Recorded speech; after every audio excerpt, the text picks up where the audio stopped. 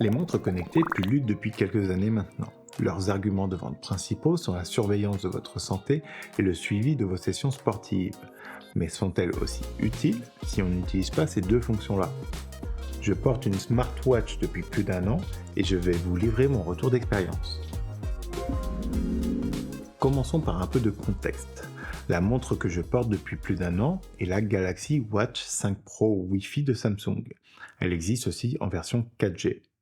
Je l'utilise en tandem avec mon téléphone Galaxy Ultra 23.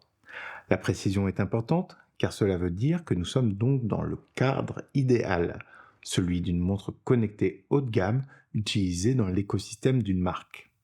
L'expérience peut varier quand ce n'est pas le cas. Je vais dans un premier temps vous parler des fonctionnalités que j'utilise vraiment. Commençons par la customisation de l'écran. Très dépendante des vendeurs tiers sur l'application Google Play, on peut y accéder par l'application Wearable qui sera le centre de gestion de la montre Samsung sur le téléphone. Cette fonctionnalité permet de customiser l'apparence de la montre. On peut donc avoir un style de montre classique avec aiguille ou un style plus moderne de moniteur avec ses informations et boutons de raccourci.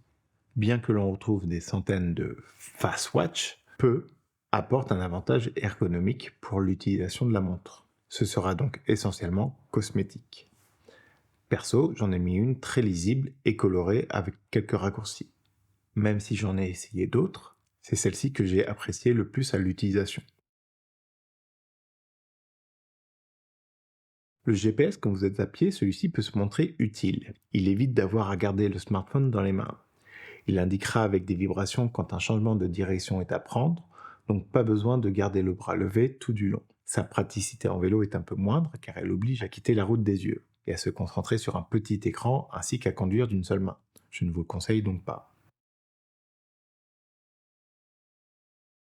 Le minuteur, je m'en sers pratiquement tous les jours. Je m'en sers essentiellement pour cuisiner. Au contraire d'un minuteur classique, il me permet de quitter la cuisine sans avoir à m'inquiéter de rater mes timings de cuisson.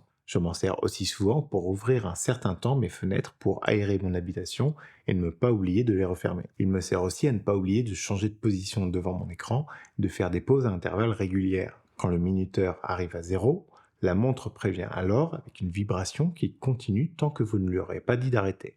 Et elle commence aussi un chronomètre pour vous montrer de combien de temps vous avez dépassé. C'est simple. Avant d'avoir ma montre au poignet, je loupais quasiment tout le temps les appels que je recevais. Je n'aime pas avoir mon téléphone en mode sonnerie et je ne sens pas forcément le vibreur, soit parce que mon téléphone est dans mon manteau, ou bien même parce qu'il est en train de recharger. De fait, avoir ma montre qui vibre et me montre en même temps qui m'appelle me permet de voir discrètement et de filtrer si besoin, si je suis en train de travailler par exemple, ou de répondre rapidement si par exemple c'est un livreur. Je ne tiendrai pas une conversation longue avec, mais pour un appel bref, ce n'est pas un problème et on se sent pour l'instant comme David Hasselhoff dans K2000 ou Knight Rider pour nos amis québécois. Avec la double authentification, la quantité de codes de sécurité reçus via SMS qu'il faut reporter sur un site ou une application est en large augmentation. La montre s'allumant et affichant le SMS à sa réception, il est plus facile de lever son poignet et saisir le code que d'aller déverrouiller son téléphone pour aller chercher le code dans l'application message ou dans ses notifications. Si vous utilisez WhatsApp avec vos proches et vos amis, vous avez sans doute pas mal de messages à suivre qui s'espacent de quelques minutes. Devoir déverrouiller sans cesse votre téléphone peut alors devenir vite éprouvant. Avec ma montre, il me suffit de tourner le poignet pour vérifier le message reçu. Elle me permet même d'y répondre avec une sélection de réponses préécrites ou d'en saisir de nouvelles. Je regrette seulement que les notifications de messages soient un peu erratiques. Je n'ai pas encore réussi à totalement comprendre pourquoi elles ne me notifiaient pas dans certains cas. Si vous êtes comme moi, vous devez avoir tendance facilement à oublier de faire certaines choses, notamment quand vous êtes absorbé dans une autre tâche. Moi, par exemple, quand j'écris des vidéos. Pour pallier un maximum à cela, j'utilise ma montre pour mettre des rappels. Une simple pression sur une touche et une commande vocale plus tard, et hop, celle-ci le met en place. Rappelle-moi demain à 11 heures d'acheter du pain. Je vous le rappellerai demain à 11 heures. C'est très rapide et ça m'évite bien des oublis. Vous l'aurez sûrement remarqué maintenant, je me sers de Google Assistant pour déclencher la plupart des actions de ma montre vocalement, que ce soit pour mettre le minuteur ou encore mettre un rappel, voire même envoyer un message, bien que cette dernière option soit un peu capricieuse. Mais je m'en sers aussi pour chercher des informations rapidement, comme la météo du lendemain ou toute autre question courte que je peux avoir. Alors, les informations sont bien sûr à prendre à la légère, car elles restent basées sur une recherche Google, mais ce n'est pas des informations critiques que vous lui demanderez par ce biais de toute façon. Même si en général je sais où est mon téléphone, il m'est arrivé 2 ou 3 fois de le faire sonner pour le retrouver plus rapidement.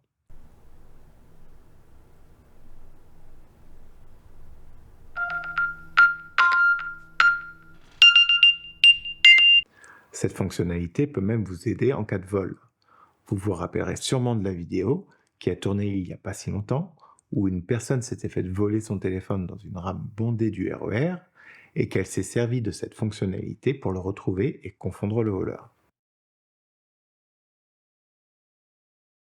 Bah oui, bien qu'elle soit connectée, elle se base sur cet outil bien pratique qui nous indique l'heure et la date.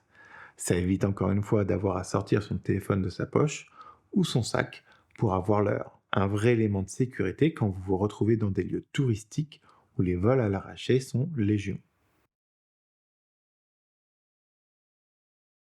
En effet, pas besoin d'aller voir si celui-ci a fini de charger, un coup d'œil à ma montre et j'aurai l'information.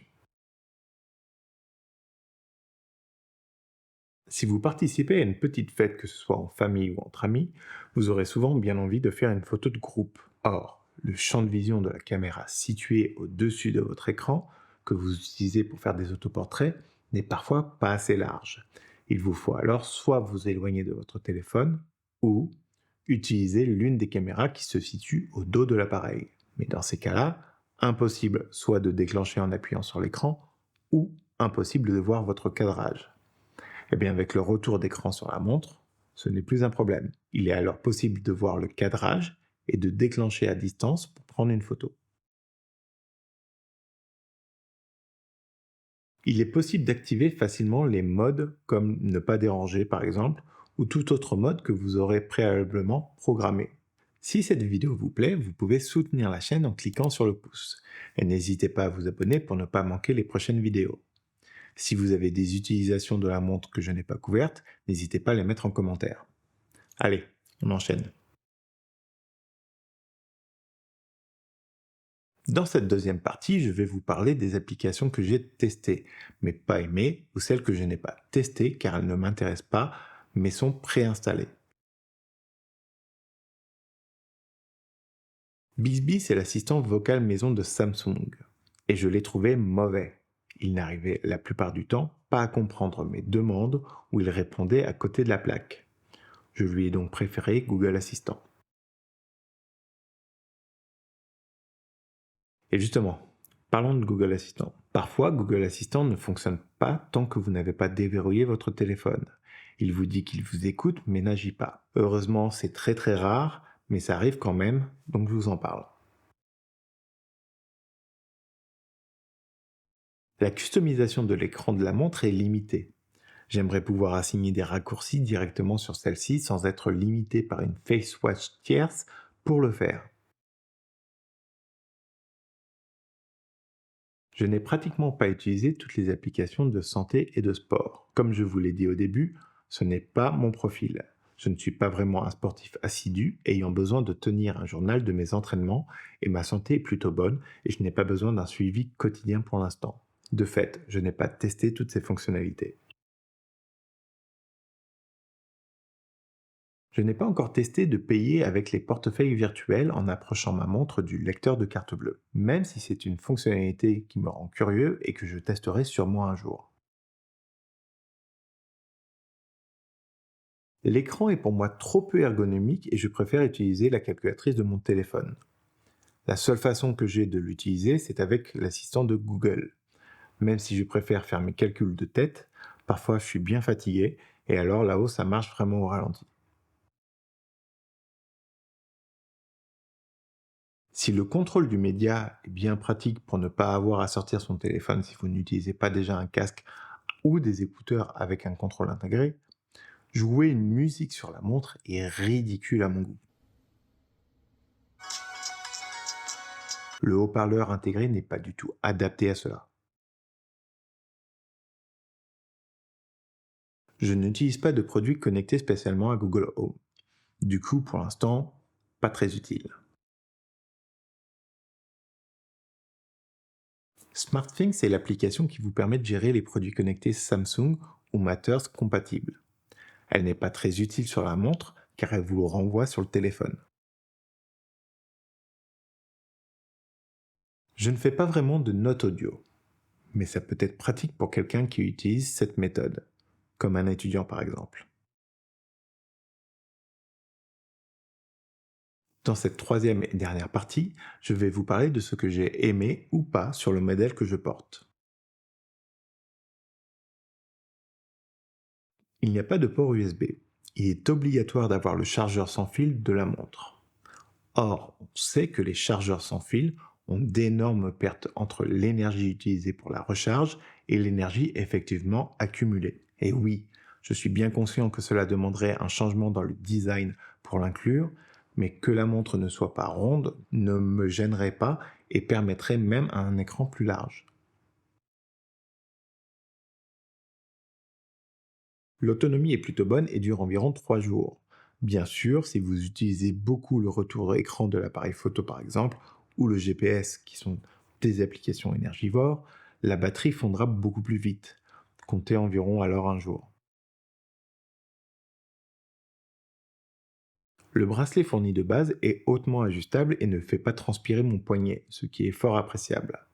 Même si le réglage n'est pas des plus faciles au début, une fois en place, il ne bouge plus. Il ne me laisse pas de marque une fois que je retire la montre quand je me couche, donc pour moi, il est très bien. La couronne de protection se trouvant sur le dessus de la montre fait aussi très bien son job. Je fais 1m90 et parfois mes grands gestes me font cogner ma montre. Le revêtement sur l'arête de celle-ci laisse maintenant apparaître le métal en dessous, mais visuellement, ça ne me choque pas.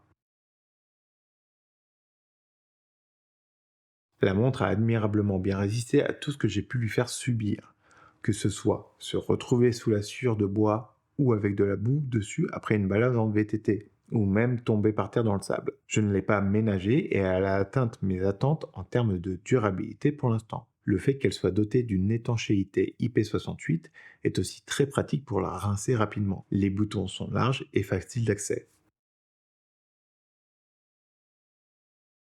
Côté réactivité, dans l'ensemble, l'écran tactile répond bien et précisément. L'ouverture des applications est plus ou moins longue, dépendamment de la puissance requise par celle-ci. Cependant, ce n'est pas au point de trouver la montre lente.